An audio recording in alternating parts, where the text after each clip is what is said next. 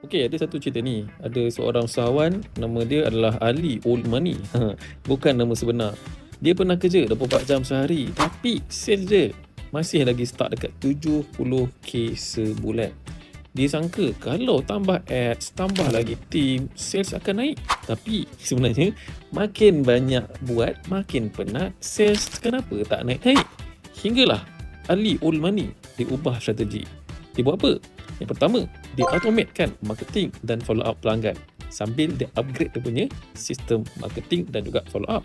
Yang kedua, dia nurture pelanggan yang sedia ada. Maksudnya dia tak end kat situ je. Dia pastikan pelanggan yang dah beli ni akan nak beli lagi. Dengan apa? Dengan sistem yang dipakai.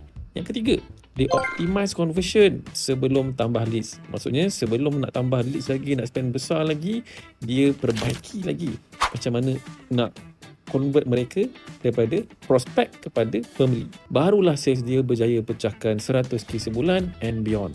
Moral of the story, bukannya kena kerja lebih keras, tapi kerja dengan sistem yang betul.